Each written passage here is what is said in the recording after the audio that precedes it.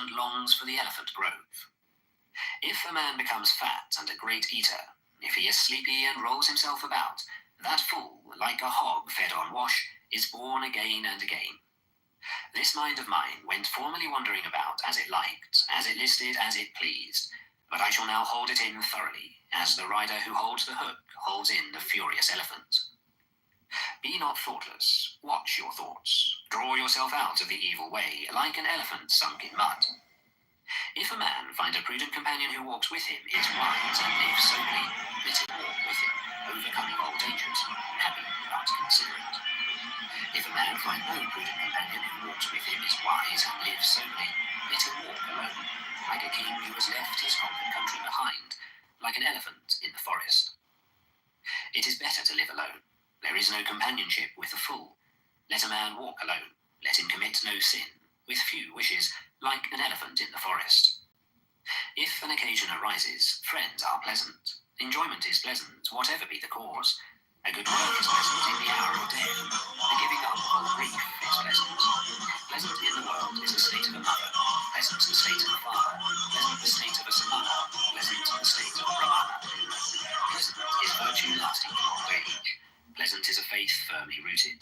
Pleasant is attainment of intelligence. Pleasant is avoiding of sins. Chapter 24. Thirst. The thirst of a thoughtless man grows like a creeper. He runs from life to life, like a monkey seeking fruit in the forest. Whomsoever this fierce thirst overcomes, full of poison, in this world his sufferings will increase like the abounding banana grass. He who overcomes this fierce thirst, difficult to be conquered in this world, sufferings fall off from him, like water drops from a lotus leaf. This salutary word I tell you, do ye, as many as are here assembled, dig up the root of thirst, as he who wants the sweet-scented bastilla root must dig up the banana grass. Mara the tempter may not crush you again and again, as the stream crushes the reeds. As a tree, even though it has been cut down, is firm so long as its root is safe, and grows again. Thus, unless the fevers of thirst are destroyed, the pain of life will return again and again. 2025. He whose thirst, running towards pleasure, is exceeding strong in the 36 channels, the waves will carry away that misguided man, vis-a-vis his desires which are set on passion. The channels run everywhere. The creeper of passion stands sprouting. If you see the creeper springing up, cut its roots by means of knowledge. A creature's pleasures are extravagant and luxurious. Sunk in lust and looking for pleasure, men undergo, again and again, birth and decay. Men, driven on by thirst, run about like a snared hare, held in fetters and bonds. They undergo pain for a long time, again and again. Men driven on by thirst run about like a snared hare. Let, therefore, the mendicant drive out thirst, by striving after passionlessness for himself. He who, having got rid of the forest of lust after having reached nirvana, gives himself over to the forest life and lust, and who, when removed from the forest, runs to the forest. Look at that man. Who free, he runs into bondage. Wise people do not call that a strong fetter which is made of iron, wood, or hemp. Far stronger is the care for precious stones and rings, for sons and a wife. That fetter wise people call strong, which drags down, yields, but is difficult to undo.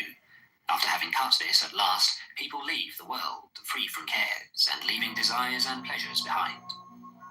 Those who are slaves to passions run down with the stream of desires, as a spider runs down the web which he has made himself. When they have cut this, at last, wise people leave the world free from cares, leaving all affection behind. Give up what is before. Give up what is behind. Give up what is in the middle. When thou goest to the other shore of existence, if thy mind is altogether free, thou wilt not again enter into birth and decay. If a man is tossed about by doubts, full of strong passions, and yearning only for what is delightful, his thirst will grow more and more, and he will indeed make his fetters strong. If a man delights in quieting doubts, and always reflecting, dwells on what is not delightful, the impurity of the body, he certainly will remove, nay, he will cut the fetter of Mara. He who has reached the consummation, who does not tremble, who is without thirst and without sin, he has broken all the thorns of life. This will be his last body. He who is without thirst and without affection, who understands the words and their interpretation, who knows the order of letters, those which are before and which are after, He has received his last body. He is called the Great Sage, the Great Man. I have conquered all. I know all. In all conditions of life, I am free from taint. I have left all, and through the destruction of thirst, I am free. Having learnt myself, whom shall I teach? The gift of law exceeds all gifts. The sweetness of law exceeds all sweetness. The delight in the law exceeds all delights. The extinction of thirst overcomes all pain. Pleasures destroy the foolish, if they look not for the other shore. The foolish, by his thirst for pleasures, destroys himself, as if he were his own enemy. The fields are damaged by weeds. Mankind is damaged by passion. Therefore a gift bestowed on the passionless brings great reward. The fields are damaged by weeds. Mankind is damaged by hatred. Therefore a gift bestowed on those who do not hate brings great reward. The fields are damaged by weeds. Mankind is damaged by vanity. Therefore a gift bestowed on those who are free from vanity brings great reward. The fields are damaged by weeds. Mankind is damaged by lust. Therefore a gift bestowed on those who are free from lust brings great reward. Chapter 25. The Big Shoe, Mendicant. Restraint in the eye is good. Good is restraint in the ear. In the nose, restraint is good. Good is restraint in the tongue. In the body, restraint is good. Good is restraint in speech. In thought, restraint is good. Good is restraint in all things. A big shoe, restrained in all things, is free from all pain. He who controls his hand, he who controls his feet, he who controls his speech, he who is well controlled, he who delights inwardly, who is collected, who is solitary and content, him they call Big Shoe. The Big Shoe who controls his mouth, who speaks wisely and calmly, who teaches the meaning and the law, his word is sweet. He who dwells in the law, delights in the law, meditates on the law, follows the law. That Big Shoe will never fall away from the true law. Let him not despise what he has received, nor ever envy others. A mendicant who envies others does not obtain peace of mind. A Big Shoe who only receives little does not despise what he has received. Even the gods will praise him, if his life is pure, and if he is not slothful. He who never identifies himself with name and form, and does not grieve over what is no more, he is indeed called the Big Shoe. The Big Shoe who acts with kindness, who is calm in the doctrine of Buddha, will reach the quiet place, nirvana, cessation of natural desires, and happiness. O Big Shoe, empty this boat. If emptied, it will go quickly. Having cut off passion and hatred, thou wilt go to nirvana. Cut off the five senses. Leave the five. Rise above the five. A Big Shoe who has escaped from the five fetters, he is called Katina, safe from blood. Meditate, O Big Shoe, and be not heedless. Do not direct thy thought to what gives pleasure, that thou mayest not, for thy heedlessness, have to swallow the iron bowl in hell, and that thou mayest not cry out when punished. This is pain. Without knowledge there is no meditation. Without meditation there is no knowledge. He who has knowledge and meditation is near unto nirvana. A Big Shoe who has entered his empty house, and whose mind is tranquil, feels a more than human delight when he sees the law clearly. As soon as he has considered the origin and destruction of the elements of the body, he finds happiness and joy which belong to those who know the immortal nirvana. And this is the beginning here for a wise Big Shoe. Watchfulness over the senses, contentedness, restraint under the law, keep noble friends whose life is pure and who are not slothful. Let him live in charity. Let him be perfect in his duties. Then, in the fullness of the light, he will make an end of suffering. As the Vasica plant sheds its withered flowers, men should shed passion and hatred, O ye Big Shoes. The Big Shoe whose body and tongue and mind are quieted, who is collected and has rejected the baits of the world, he is called quiet. Rouse thyself by thyself. Examine thyself by thyself. Thus, self-protected and attentive, wilt thou live happily, O Big Shoe. For self is the lord of self. Self is the refuge of self. Therefore curb thyself, as the merchant curbs a good horse. The Big Shoe, full of delight, who is calm in the doctrine of Buddha, will reach the quiet place, nirvana, cessation of natural desires and happiness. He who, even as a young Big Shoe, applies himself to the doctrine of Buddha, brightens up this world, like the moon when free from clouds. Chapter 26. The Brahmana, Arhat. Stop the stream valiantly, drive away the desires, O Brahmana. When you have understood the destruction of all that was made, you will understand that which was not made. If the Brahmana has reached the other shore in both laws, in restraint and contemplation, all bonds vanish from him who has attained knowledge. He for whom there is neither this shore nor that shore, nor both, him, the fearless and unshackled, I call indeed a Brahmana. He who is thoughtful, blameless, settled, dutiful, without passions, and who has attained the highest end, him I call indeed the Brahmana. The sun is bright by day, the moon shines by night. The warrior is bright in his armor, the Brahmana is bright in his meditation. But Buddha, the awakened, is bright with splendor day and night. Because a man is rid of evil, therefore he is called Brahmana. Because he walks quietly, therefore he is called Samana. Because he has sent away his own impurities, therefore he is called Brahmanita. No one should attack the Brahmana, but no Brahmana, if attacked, should let himself fly at his aggressor. Woe to him who strikes a Brahmana, more woe to him who flies at his aggressor. It advantages a Brahmana not a little if he holds his mind back from the pleasures of life. When all wish to injure has vanished, pain will cease. Him I call indeed a Brahmana who does not offend by body, word, or thought, and is controlled on these 3 points. After a man has once understood the law as taught by the well-awakened Buddha, let him worship it carefully, as the Brahmana worships the sacrificial fire. A man does not become a Brahmana by his plaited hair, by his family, or by birth. In whom there is truth and righteousness, he is blessed, he is a Brahmana. What is the use of plaited hair, O fool? What of the raiment of goatskins? Within thee there is ravening, but the outside thou makest clean. The man who wears dirty raiments, who is emaciated and covered with veins, who lives alone in the forest and meditates, him I call indeed a Brahmana. I do not call a man a Brahmana because of his origin or of his mother. He is indeed arrogant and he is wealthy, but the poor, who is free from all attachments, him I call indeed a Brahmana. Him I call indeed a Brahmana who has cut all fetters, who never trembles, is independent and unshackled. Him I call indeed a Brahmana who has cut the strap and the thong, the chain with all that pertains to it, who has burst the bar and is awakened. Him I call indeed a Brahmana who, though he has committed no offence, endures reproach, bonds and stripes, who has endurance for his force and strength for his army. Him I call indeed a Brahmana who is free from anger, dutiful, virtuous, without appetite, who is subdued and has received his last body. Him I call indeed a Brahmana who does not cling to pleasures, like water on a lotus leaf, like a mustard seed on the point of a needle. Him I call indeed a Brahmana who, even though he knows the end of his suffering, has put down his burden and is unshackled.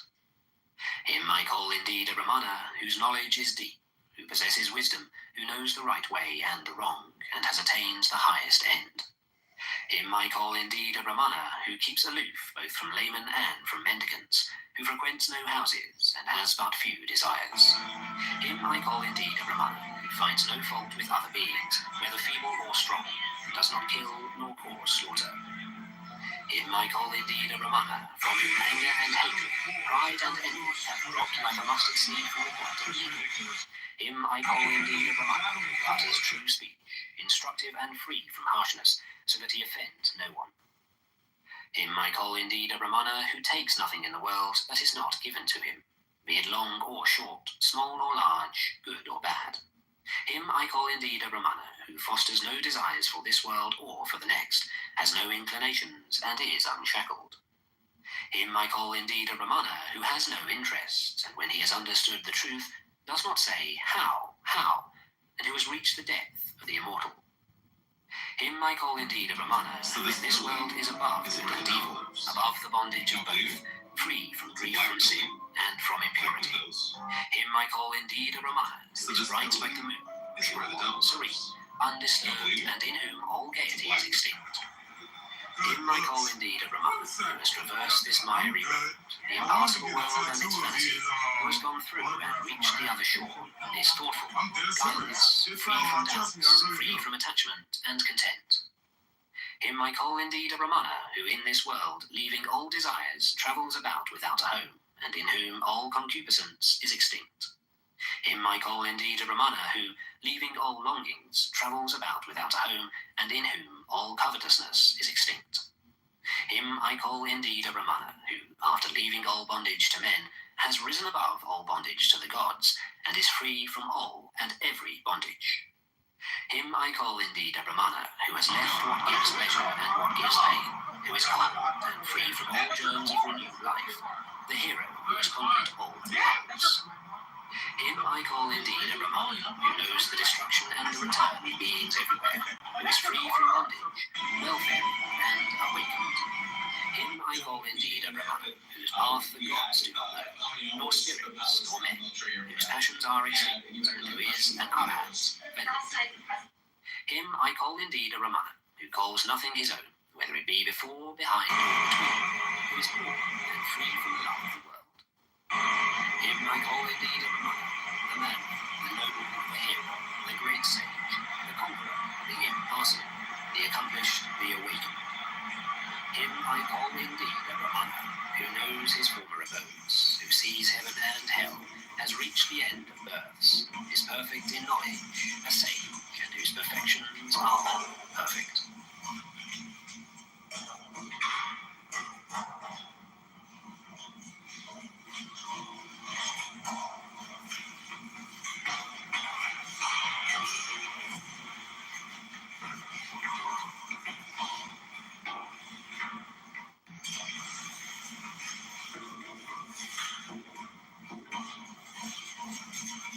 Everyone wonders if earning a degree will really make a difference. It will at WGU. In fact, in the 2022 Harris Poll, 99% of employers said WGU grads meet or exceed expectations. Employers respect WGU degrees. Learn more at WGU.edu. Family says 28-year-old Chelsea. Book 3, Chapter 1, of Personal Adornment. Once, when he was visited by a young student of rhetoric whose hair was somewhat too elaborately dressed, and whose attire in general was highly embellished, Epictetus said, "Tell me if you do not think that some dogs are beautiful, and some horses, and so every other creature." "I do," said the young man. "Is not the same true also of men? Some of them are handsome, and some ugly." "Of course." "Do we then, on the same grounds, pronounce each of these creatures in its own kind beautiful, or do we pronounce each beautiful on special grounds? I shall show you what I mean. Since we see that a dog is born to do one thing, and a horse another, and, if you will, a nightingale for something else, in general it would not be unreasonable for one to declare that each of them was beautiful precisely when it achieved supreme excellence in terms of its own nature, and since each has a different nature, each one of them, I think, is beautiful in a different fashion. Is that not so?" He agreed. "Does it not follow, then, that precisely what makes a dog beautiful makes a horse ugly, and precisely what makes a horse beautiful makes a dog ugly, if, that is, their natures are different?" "So it appears." "Yes, for to my way of thinking, what makes a pancratias beautiful does not make a wrestler good, and more than that, makes a runner quite absurd, and the same man who is beautiful for the pentathlon is very ugly for wrestling." "That is so," said he. "What then makes a man beautiful other than just that which makes a dog or a horse beautiful in its kind?" "Just that," said he. "What is it then that makes a dog beautiful?" "The presence of a dog's excellence." "What makes a horse beautiful?" "The presence of a horse's excellence." "What then makes a man beautiful?" "Is it not the presence of a man's excellence?" "Very well then, young man, do you too, if you wish to be beautiful, labor to achieve this, the excellence that characterizes a man." "And what is that?" "Observe who they are whom you yourself praise, when you praise people dispassionately. Is it the just or the unjust?" "The just." "Is it the temperate or the dissolute?" "The temperate." "And is it the self-controlled or the uncontrolled?" "The self-controlled." In making yourself that kind of person, therefore, rest assured that you will be making yourself beautiful. But so long as you neglect all this, you must needs be ugly, no matter if you employ every artifice to make yourself look beautiful. Beyond that, I know not what more I can say to you, for if I say what I have in mind, I shall hurt your feelings, and you will leave, perhaps never to return. But if I do not say it, consider the sort of thing I shall be doing. Here you are coming to me to get some benefit, and I shall be bestowing no benefit at all. And you are coming to me as to a philosopher, and I shall be saying nothing to you as a philosopher. Besides, is it anything but cruel for me to leave you unreformed? If some time in the future you come to your senses, you will have good reason to blame me. What did Epictetus observe in me, you will say to yourself, that although he saw me in such a condition, and coming to him in so disgraceful a state, he should let me be so, and say never a word to me? Did he so completely despair of me? Was I not young? Was I not ready to listen to reason? And how many other young fellows make any number of mistakes of the same kind in their youth? I am told that once there was a certain Palermo who, from being a very dissolute young man, underwent such an astonishing transformation. Well, suppose he did not think that I should be another Palermo. He could have at least set my hair right. He could have stripped me of my ornaments. He could have made me stop popping my hairs. But although he saw me looking like, what shall I say? He held his peace. As for me, I do not say what it is you look like, but you will say it when you come to yourself, and will realize what it is and the kind of people those are who act this way. If you bring this charge against me someday, what shall I be able to say in my own defense? Yes, but suppose I speak and he not obey. And did Laius obey Apollo? Did he not go away and get drunk and say goodbye to the oracle? What then? Did that keep Apollo from telling him the truth? Whereas I do not know whether you will obey me or not. Apollo knew perfectly well that Laius would not obey, and yet he spoke. But why did he speak? And why is he Apollo? Why does he give out oracles? And why has he placed himself in this position to be a prophet and a fountain of truth, and for the inhabitants of the civilized world to come to him? And why are the words, "Know thyself," carved on the front of his temple, although no one pays attention to them? Did Socrates succeed in prevailing upon all his visitors to keep watch over their own characters? No, not one in 1,000. Nevertheless, once he had been assigned this post, as he himself says, by the ordinance of the deity, he never abandoned it. Nay, what does he say even to his judges? If you will quit me, he says, on these conditions, namely that I no longer engage in my present practices, I will not accept your offer. Neither will I give up my practices, but I will go up to young and old, and, in a word, to everyone that I meet, and put to him the same question that I put now. And beyond all others, I will especially interrogate you, he says, who are my fellow citizens, inasmuch as you are nearer akin to me. Are you so inquisitive, O Socrates, and meddlesome, and why do you care what we are about? Why, what is that you are saying? You are my partner and kinsman, and yet you neglect yourself and provide the state with a bad citizen, and your kin with a bad kinsman, and your neighbours with a bad neighbour. Well, who are you? Here it is a bold thing to say, I am he who must needs take interest in men. For no ordinary ox dares to withstand the lion himself, but if the bull comes up and withstands him, say to the bull if you think fit, but who are you, and what do you care? Now, in every species, nature produces some superior individual, among cattle, dogs, bees, horses. Pray do not say to the superior individual, well then, who are you? Or if you do, it will get a voice from somewhere and reply to you. I am the same sort of thing as red in the mantle. Do not expect me to resemble the rest, and do not blame my nature because it has made me different from the rest. What follows? Am I that kind of person? Impossible. Are you indeed the kind of person to listen to the truth? I would that you were. But nevertheless, since somehow or other I have been condemned to wear a grey beard and a rough cloak, and you are coming to me as to a philosopher, I shall not treat you cruelly, nor as though I despaired of you, but I shall say, young man, whom do you wish to make beautiful? First learn who you are, and then, in the light of that knowledge, adorn yourself. You are a human being, that is, a mortal animal gifted with the ability to use impressions rationally. And what is rationally? In accordance with nature and perfectly. What element of superiority then do you possess? The animal in you? No. Your mortality? No. Your ability to use impressions? No. Your reason is the element of superiority which you possess. Adorn and beautify that, but leave your hair to him who has fashioned it as he will. Come, what other designations apply to you? Are you a man or a woman? A man. Very well then, adore a man, not a woman. Woman is born smooth and dainty by nature, and if she is very hairy, she is a prodigy, and is exhibited at Rome among the prodigies. But for a man not to be hairy is the same thing, and if by nature he has no hair, he is a prodigy. But if he cuts it out and plucks it out himself, what shall we make of him?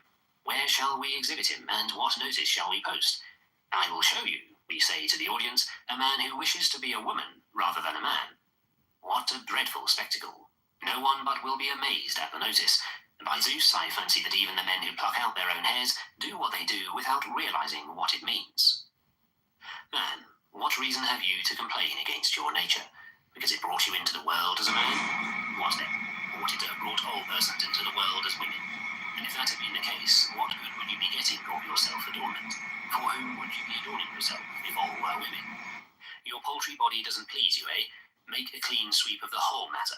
Eradicate your, what shall I call it, the cause of your hairiness. Make yourself a woman all over, so as not to deceive us, not half man and half woman. Whom do you wish to please? Frail womankind? Please them as a man. Yes, but they like smooth men. Oh, go hang. And if they liked sexual perverts, would you have become such a pervert? Is this your business in life? Is this what you have been born for, that licentious women should take pleasure in you? Shall we make a man like you a citizen of Corinth, and perchance a warden of the city, or superintendent of Ephebi, or general, or superintendent of the games? Well, and when you have married, are you going to pluck out your hairs? For whom and to what end? And when you have begotten boys, are you going to introduce them into the body of citizens as plucked creatures too? A fine citizen and senator and orator. Is this the kind of young men we ought to pray to have born and brought up for us? By the gods, young man, may such not be your fate. But once you have heard these words, go away and say to yourself, it was not Epictetus who said these things to me. Why, how could they have occurred to him? But it was some kindly god or other speaking through him. For it would not have occurred to Epictetus to say these things, because he is not in the habit of speaking to anyone. Come then, let us obey God, and rest not under his wrath. Nay, but if a raven gives you a sign by his croaking, it is not the raven that gives the sign, but God through the raven. Whereas if he gives you a sign through a human voice, will you pretend that it is the man who is saying these things to you, so that you may remain ignorant of the power of the divinity, that he gives signs to some men in this way and to others in that, but that in the greatest and most sovereign matters he gives his sign through his noblest messenger? What else does the poet mean when he says, since ourselves we did warn him, sending down Hermes the messenger god, the slayer of Argus, neither to murder the husband himself, nor make love to his consort?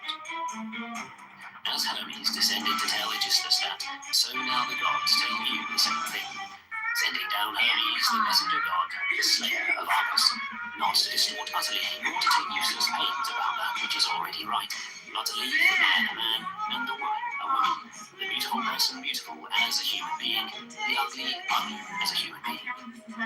Because you are not flesh nor hair, but moral purpose. If you get that beautiful, then you will be beautiful.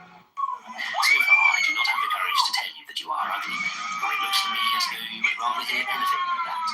But observe what Socrates says to Alcibiades, the most handsome and youthfully beautiful of men. Try, then, to be beautiful. What does he tell him? Dress your locks and pluck the hairs out of your legs? God forbid. No, he says, make beautiful your moral purpose, eradicate your worthless opinions. How treat your paltry body, then? As its nature is. This is the concern of another. Leave it to him. What then? Does the body have to be left unclean? God forbid.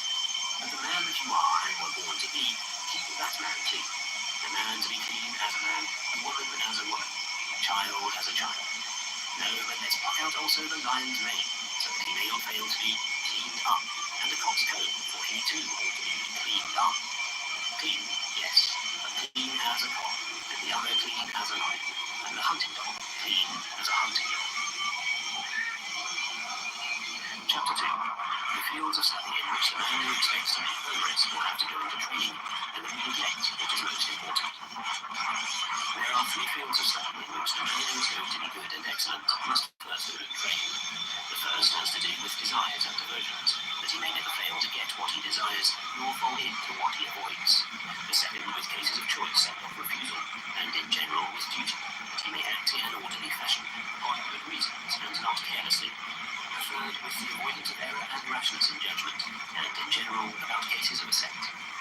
Among these, the most important and especially pressing is that which has to do with the stronger emotions, for a strong emotion does not arise except as desire fails to attain its object, or an aversion falls into what it would avoid. This is the field of study which introduces to us confusions, tumults, misfortunes and calamities, and sorrows, lamentations, envies, and makes us envious and jealous, passions which make it impossible for us even to listen to reason. The second field of study deals with duty, for I ought not to be unfeeling like a statue, but should maintain my relations, both natural and acquired, as a religious man, a son, a brother, a father, a citizen. The third belongs only to those who are already making progress. It has to do with the element of certainty in the matters which have just been mentioned, so that even in dreams or drunkenness or a state of melancholy madness, a man may not be taken unawares by the appearance of an untested sense impression. This, says someone, is beyond us. But philosophers nowadays pass by the first and second fields of study and concentrate upon the third, upon arguments which involve equivocal premises, which derive syllogisms by the process of interrogation, which involve hypothetical premises and sophisms like the liar. Of course, he says, even when a man is engaged in subjects of this kind, he has to preserve his freedom from deception. But what kind of man ought to engage in them? Only the one who is already good and excellent. Do you then fall short in this? Have you already attained perfection in the other subjects? Are you proof against deception in handling small change? You see a pretty wedge, do you resist the sense impression? If your neighbour receives an inheritance, do you not feel a twinge of envy? And is security of judgment now the only thing in which you fall short? Wretch, even while you are studying these very topics, you tremble and are worried for fear someone despises you, and you ask whether anybody is saying anything about you. And if someone should come and say, a discussion is arising as to who was the best of the philosophers, someone who was there said that so-and-so was the only real philosopher, immediately your poor little one-inch soul shoots up a yard high. But if another party to the discussion says, nonsense, it's a waste of time to listen to so-and-so, why, what does he know? He has the rudiment and nothing else. You are beside yourself. You grow pale, immediately you shout, I'll show him who I am, that I am a great philosopher. Yet we see what a man is by just such conduct. Why do you wish to show it by anything else? Do you not know that Diogenes showed one of the sophists thus, pointing out his middle finger at him, and then when the man was furious with rage, remarked, that's so-and-so, I pointed him out to you. For a man is not something like a stone or a stick of wood to be pointed out with a finger, but when one shows a man's judgments, then one shows him as a man. Let us take a look at your judgments too. Is it not evident that you set no value on your own moral purpose, but look beyond to the things that lie outside the province of the moral purpose, namely what so-and-so will say, and what impression you will make, whether men will think you a scholar, or that you have read Chrysippus or Antipater? Why, if you have read them and Archidamus too, you have everything. Why are you any longer worried for fear you will not show us who you are? Do you wish me to tell you what kind of man you have shown us that you are? A person who comes into our presence, mean, hypercritical, quick-tempered, cowardly, fault-finding with everything, blaming everybody, never quiet, vain-glorious. These are the qualities which you have exhibited to us. Go away now and read Archidamus. Then, if a mouse falls down and makes a noise, you are dead with fright. For the same kind of death awaits you that carried off, what was his name? Oh yes, Crinus. He too was proud of himself because he could understand Archidamus. Wretch, are you not willing to let alone those things that do not concern you? They are appropriate for those who can study them without disturbance of spirit. You have the right to say, I do not yield to anger or sorrow or envy. I am not subject to restraint or to compulsion. What do I yet lack? I enjoy leisure. I have peace of mind. Let us see how we ought to deal with equivocal premises in arguments. Let us see how a person may adopt hypothesis and yet not be led to an absurd conclusion. These things belong to men of that type. When men are prospering, it is appropriate to light a fire, to take luncheon, and, if you will, even to sing and dance. But when the ship is already sinking, you come up to me and start to hoist the topsails. Chapter 3. What is the subject matter with which the good man has to deal, and what should be the chief object of our training? The subject matter with which the good and excellent man has to deal is his own governing principle. That of the physician and the masseur is the body, of a farmer is his farm, but the function of the good and excellent man is to deal with his impressions in accordance with nature. Now, just as it is the nature of every soul to assent to the true, dissent from the false, and to withhold judgment in a matter of uncertainty, so it is its nature to be moved with desire toward the good, with aversion toward the evil, and feel neutral toward what is neither evil nor good.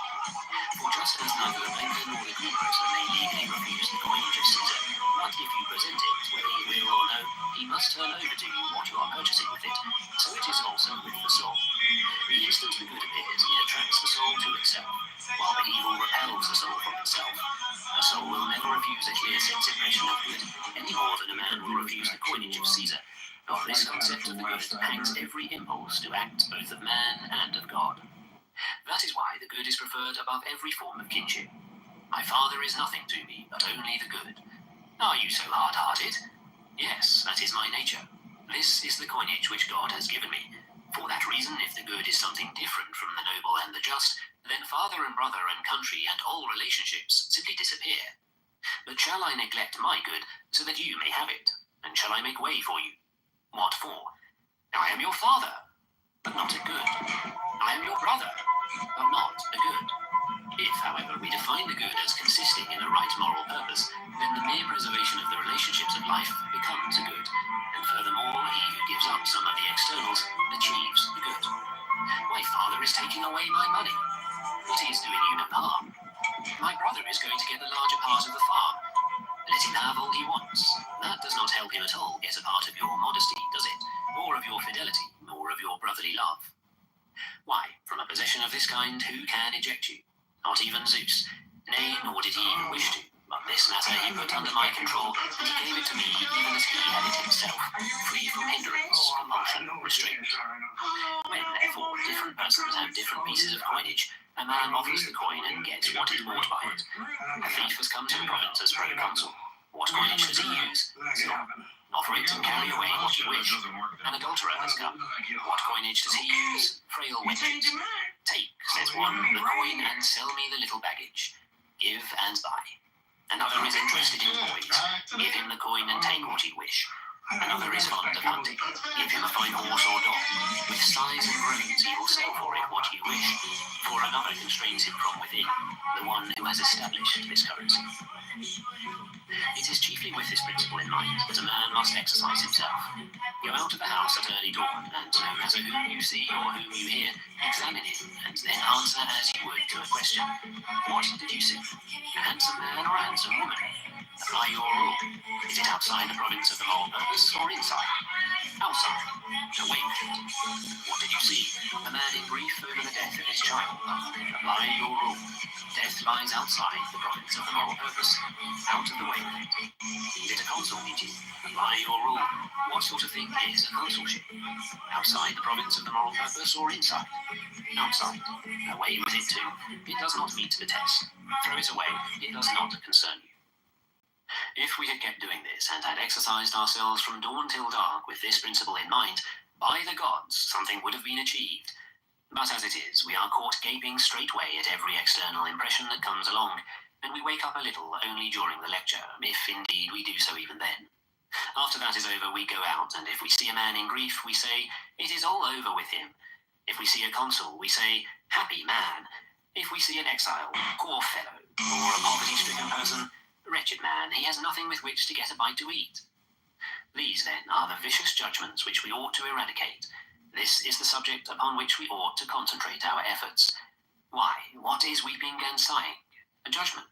What is misfortune? A judgment.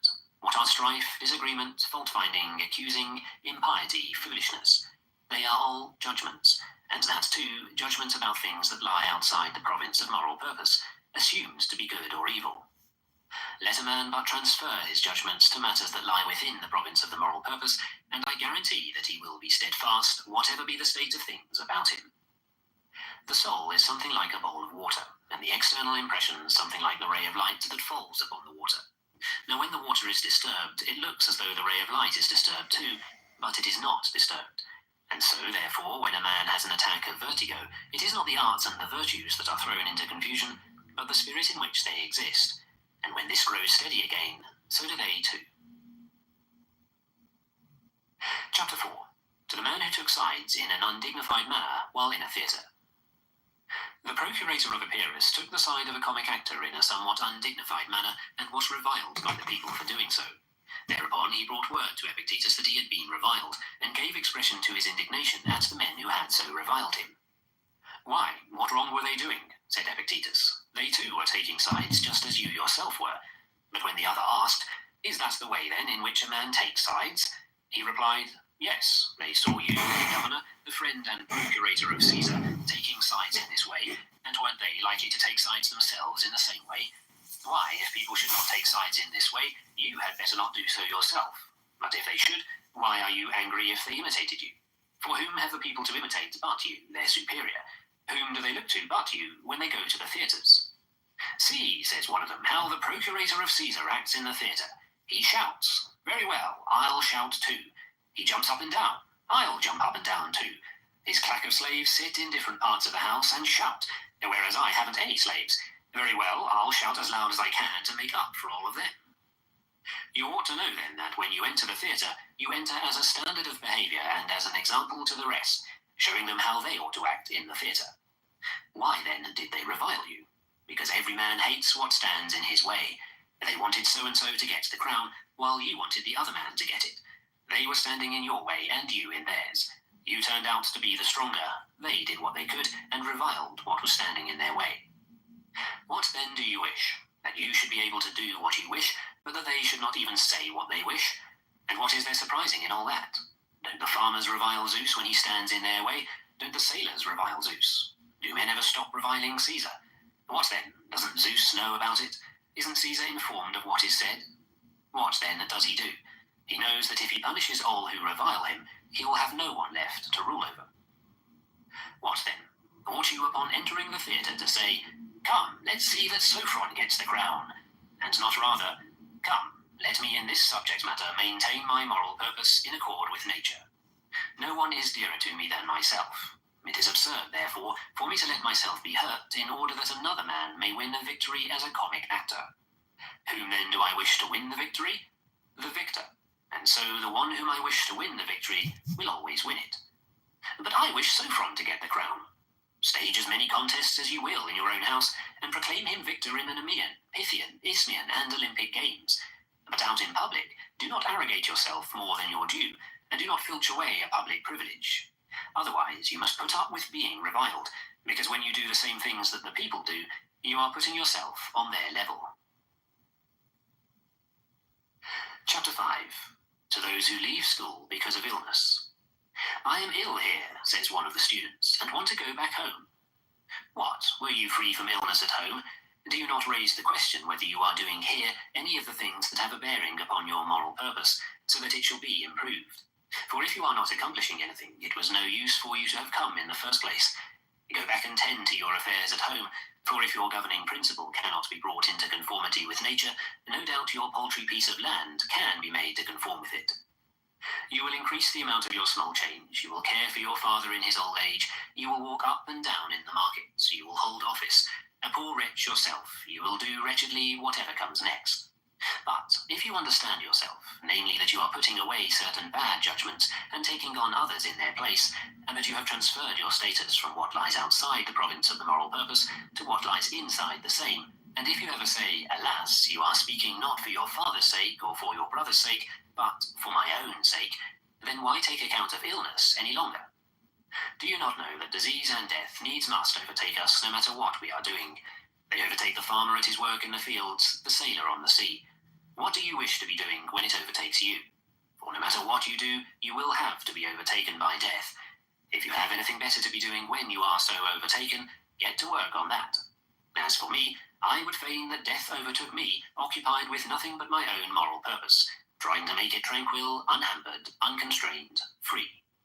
This is what I wish to be engaged in when death finds me, so that I may be able to say to God, "Have I in any respect transgressed thy commands? Have I in any respect misused the resources which thou gavest me, or used my senses to no purpose, or my preconceptions?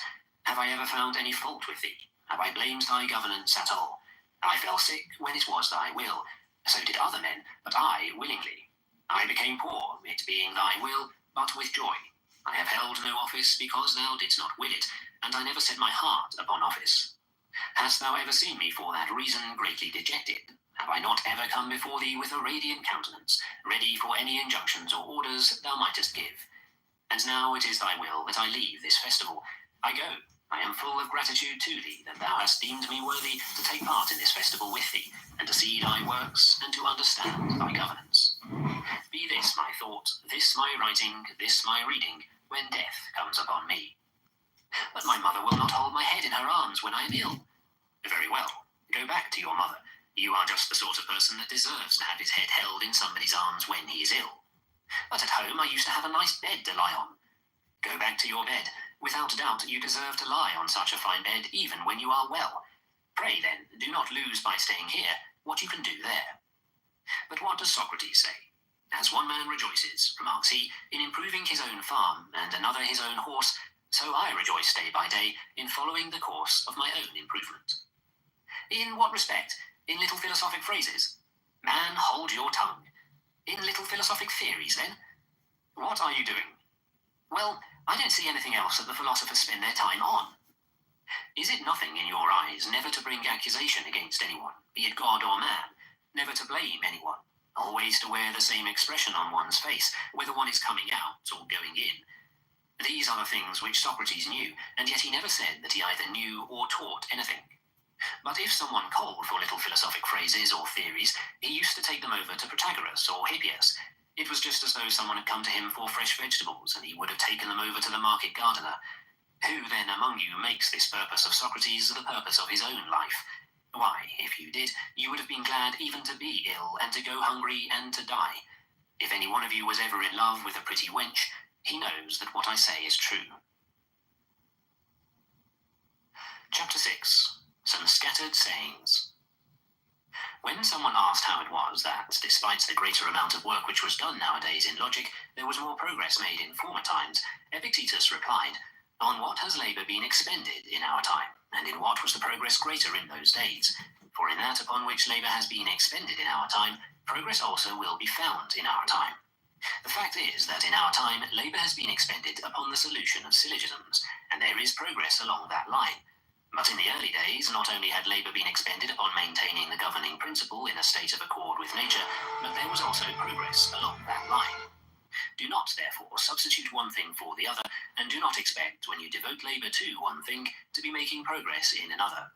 But see whether any one of us who is devoting himself to keeping in a state of conformity with nature and spending his life so, fails to make progress, for you will find that there is none of whom that is true.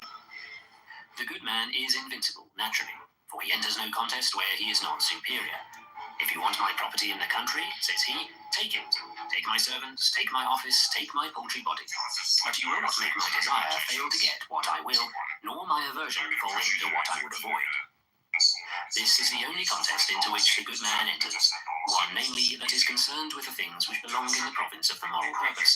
How then can he help but be invincible? When someone asked him what general perception was, he replied, just as a sense of hearing which distinguishes merely between sounds would be called general, but that which distinguishes between tones is no longer general but technical, so there are certain things which those men who are not altogether perverted see by virtue of their general faculties. Such a mental constitution is called general perception. It is not an easy thing to prevail upon soft young men. No, and you can't catch soft cheese on a fishhook either. But the gifted young men, even if you try to turn them away, take hold of reason all the more firmly. And so also Rufus, for the most part, tried to dissuade men, using such efforts to dissuade as a means of discriminating between those who were gifted and those who were not. For he used to say, just as a stone, even if you throw it upwards, will fall downwards to earth by virtue of its very constitution, so is also the gifted man. The more one beats him back, the more he inclines toward his natural object. Chapter 7. A conversation with the imperial bailiff of the free cities, who was an Epicurean. When the imperial bailiff, who was an Epicurean, came to visit him, Epictetus said, "It is proper for us laymen to make inquiry of you philosophers what the best thing in the world is, just as those who have come to a strange town make inquiry of the citizens and people who are familiar with the place, so that, having learned what it is, we may go in quest of it ourselves and behold it, as do strangers with the sights in the cities. Now, that three things belong to man, soul and body and things external, hardly anyone denies. All you have to do then is to answer the question, which is best? What are we going to tell men? Flesh. And was it for this that Maximus sailed all the way to Cassiope during the winter with his son, or to see how his way? biologically stronger than women. So when I see trans men going against women, it's never really a fair fight. And I think that it is something that is a thing that we should take seriously, because it's something that is serious. I think trans people in sports, I think they should have their own competitive leagues that they can participate in, because although they probably shouldn't wrestle, let's just say trans man wrestling a woman, that probably shouldn't be happening. But I think that they should have their own, way of participation in sports, because I don't think they should be denied of it. But I think that when we're talking about Okay, is it right to have a biological male who identifies as a female going against a female? No, I don't think it is right.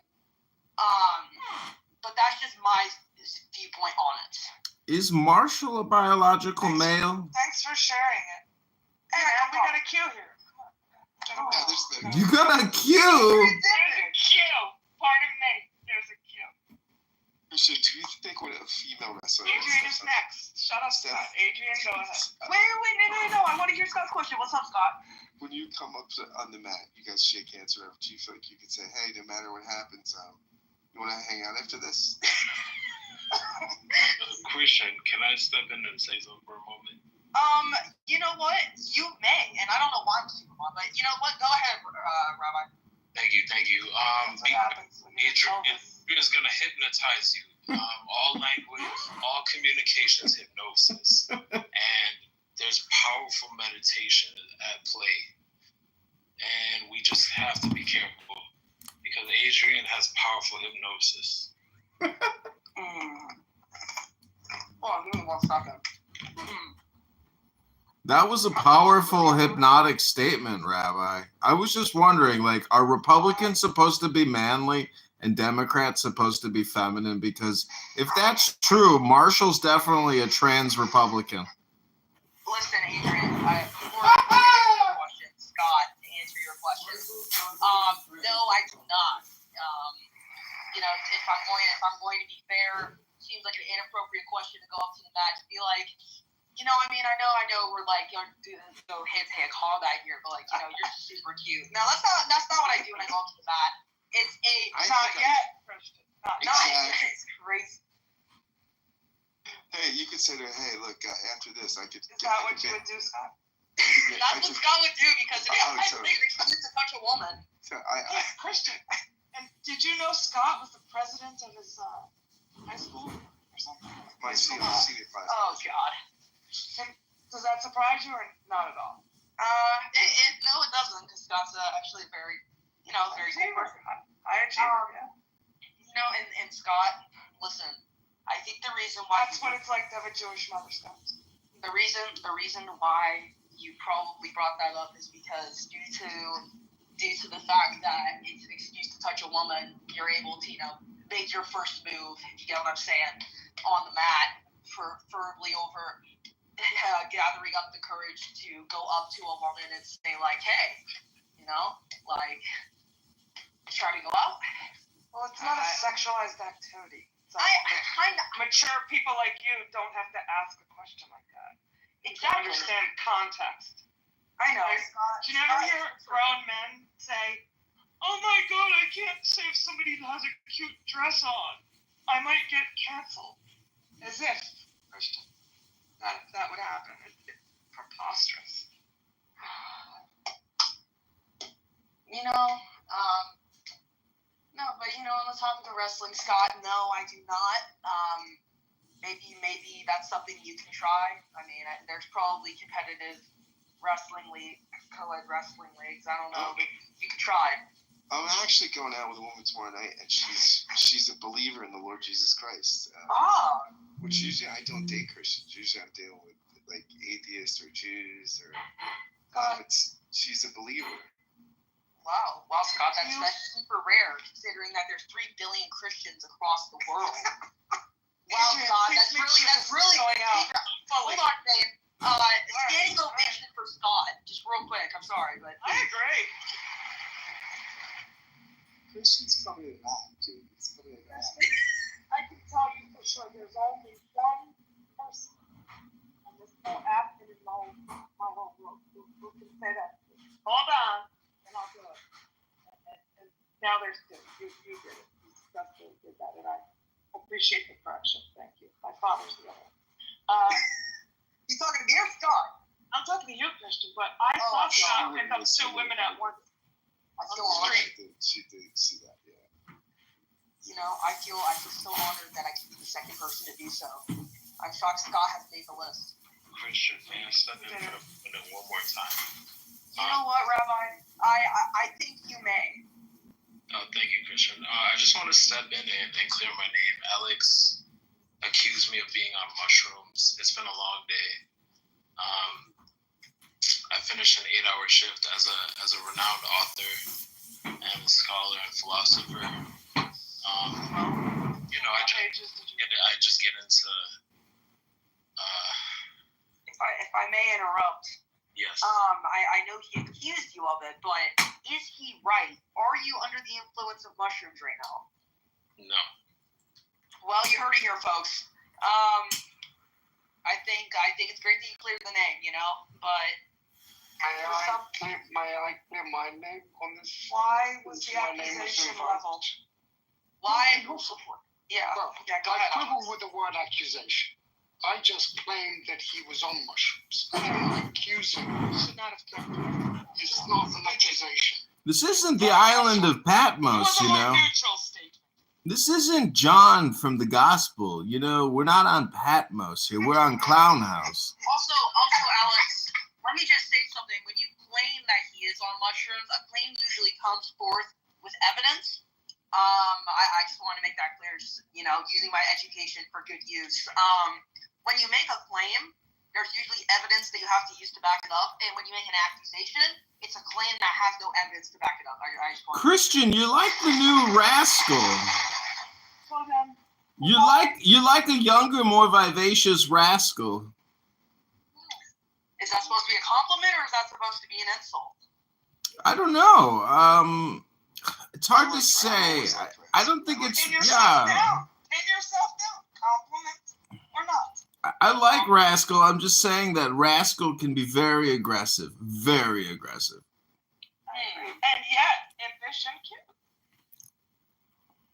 I'm just saying that meditation, the art of being silent, listening, is truly sometimes more advantageous and more intellectual than hyperverbalizing all the time.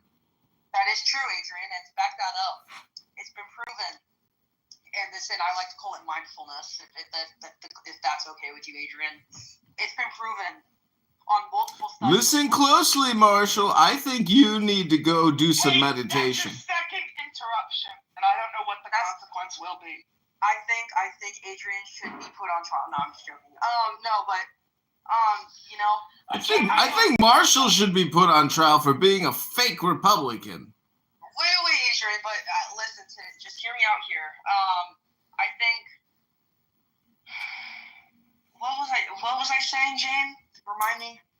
You were talking about meditation and mindfulness. Because you're embodying the exact point.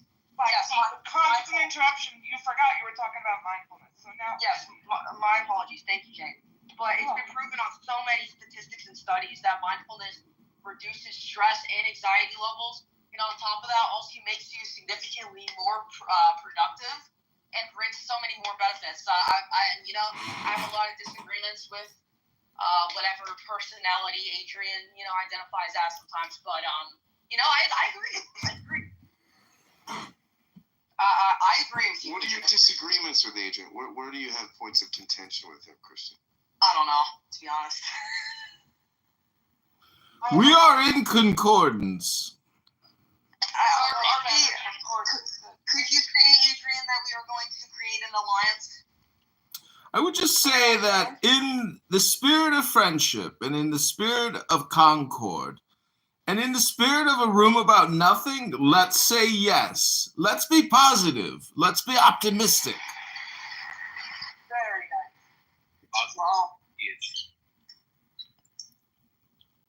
But that doesn't mean we should let Marshall slide. He's a fake Republican. Marshall, do you want to defend yourself? Yeah, do you want to defend yourself, Marshall? We want to go Mike Moon rule? Fresh one. Did you know Mike Moon went viral on Reddit yesterday because he posted a photo of himself with his Asian wife? And I looked at the photo and I was like, is that Mike Moon? And it went viral because the photo is called before, the Reddit thread is called before and after, and it was them when they were like early 20s or whatever, and now. And I was like, that is Mike Moon. Adrian, you made Marshall leave. Oh, I know. Scott. Oh, yeah, Jane, go ahead. I'm sorry. I must honor Jane's time to speak. No, I was just making a semi-nonverbal Says Marshall left. I see. My apologies. He thinks Americans are arresting Americans and forcing Americans out of America. I find that to be very legalistically problematic. Yeah, and that's a lot of people think with the deportations that Trump is running, they're removing citizens because of their ethnicity, race, etc. So, for example, I think the main issue that Trump is addressing is illegal immigrants, but more as cracking down on Mexicans illegally crossing the border. And I think that's something that he's mainly addressing. And, correct me if I'm wrong, but I think a lot of people are making the claim that Trump is not only removing the illegal immigrants that are Mexican, but also legal citizens that are Mexican due to the fact that they are Mexican. Now, correct me. Anyone correct me if I'm wrong. Well, that claim is being made. It's too soon, right? Who's counting it? Which authority will we believe? This is a country in disarray. But, the anecdotal is, well, we've got for now. Elon Musk, a.k.a. Adrian Dittman, had Nick Fuentes on his podcast this evening, and he asked Nick, what is an American? And he had difficulty answering that question because it is a difficult question to answer, but I don't think so. I have a piece of artwork on my body. I took my Social Security card and I had it tattooed on me. Perfectly. Exact same size. Everything is the same. Because I realized, what is the artwork that everybody seems to want? It seems to be the Social Security card. So in response to what is an American, what is indisputably an American, if you got one of those Social Security cards, which everybody has to have, apparently, you're an American. If you're not an American, you don't have a Social Security card. If you are an American, you are now in the ledger. It's called a Social Security number. It's a ledger. No, that's not. I disagree with that definition, Adrian. A Social Security number can happen for a legal migrant or resident. All that allows them to do is earn money and pay into the Social Security. That doesn't make them an American. That doesn't make them an American. An American, that doesn't mean they can vote. They're not a citizen. They don't have American rights as if an American does. So I understand your point, like Social Security for sure, if you've got a number, unlocks opportunities, but that doesn't make you an American. We're not American, we don't have to listen to you anymore. That's, well, Jane, Isn't that horrendous? Isn't that a horrendous thing? just broke the fourth wall. Well, it's an all or nothing statement to say if you don't have a Social Security number, you're not an American. So I agree with you philosophically. It's a cognitive distortion disorder. However, everybody seems to want to get that Social Security number, but some people don't want it because that means, guess what? They got to pay taxes. No, it's not. It's more than a cognitive distortion. It's a legal definition. That to be an American means you're able to vote and you have certain rights as an American citizen. I am not an American. I have a green card. I've been living in the States and working here legally for the last 20 years. I'm not an American. There is a distinction that I think is more than a cognitive distortion. So you are a member, I'm sorry, Christian, Sure. it seemed to me, Alex, I don't know your life. I won't ascribe proud or any qualitative, but you're part of an American community if you've lived here for 20 years. So I'm not suggesting... I would entirely agree with that characterization. Okay, thanks. I would agree. I Those don't two think things people can be like true you too. should start having to have assholes like me, I was playing a role, tell you, well, we don't give a fuck what you say because you don't have a Social Security card. That's where we're But that's not the same as defining somebody as an American. Whether you decide to listen to somebody or not is apart and distinct from whether you're an American or not. Like the other, you're pointing out is just simple human courtesy. Question. I'll be damned if I'm gonna let an Englishman lecture me what a fucking American is, mate. If you ain't got your fucking social security card, you are not a fucking American. Wait, so I got a Uninfluenceable. housekeeping issue. It's not an issue, it's more as a question, but does anyone here want to hear me have a 5-minute rant on immigration? Yes. Fuck yeah. Yes. And maybe some people have heard me talk about this before. I know Scott is one of them. I know that Jane might be one of them. But for anyone who hasn't already, this is going to be young Elvis's point of view on immigration. And I'll try to keep it short and sweet, but I can't guarantee it. Maybe we put the replays on. I don't think we can, considering it's public room. Okay. Go. I think everyone can agree with this. Republican, independent, whatever. But I think it's a large illegal immigration problem. I think everyone can agree. Now, I think the main question that everyone has on their minds is how do we, crack down on it, right? And I think this is something that Trump is trying to do or wants to do. And I agree with him on some points. I think we do need to crack down on illegal immigration. We don't know who is coming into our country. We don't know these people's intentions. We don't know what they want to do here. And I think a prime example is some of the things that have happened in history. The terrorist attacks of this year, stuff like that, I think has brought large concerns about illegal immigration and how, some of these people come into our country and stuff like that. I think we do need to crack down on it because illegal immigration is a problem. We don't know these people's intentions. Whether they're criminals, good people, bad people, whatever they are, they still need to be documented. We need to know who they are, because if we don't, terrible, terrible things could happen. And I could list plenty, but I'll try to keep it to some. Some of the things that will happen if we do not crack down on illegal immigration is there are going to be attacks on our country from the inside. And this is something that we have seen in our country, and it's something that we're continuously going to see if it does not become solved. I think another thing that we also need to address is how unsecure our border is. We have a very unsecure border. It is not, the border is not fully made. It's not at all secure. There's holes in the border where illegal immigrants can get in. As someone who lives in California, I am a person who has seen this on the southern side or on the western side of the border, or the southern border.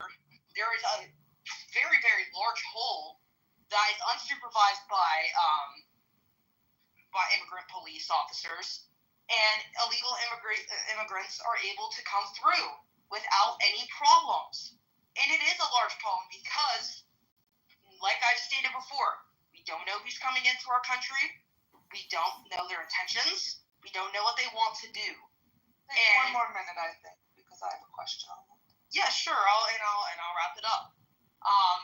We need a more secure border, and we do need to crack down on illegal immigration, because if we don't have those two things, our country will be very problematic from the inside, as a nation. Yeah, but aren't we having problems outside the nation as well? You said what, Adrian? I'm saying what we do on the outside of this country is impacting what's going on inside of the country. All of these immigrants are coming here because of regime change operations from the past 20 years. Funded off by us. Jane, you have a question? Yeah, sure. Clarity, please. Christian, what do you mean we don't know who's here?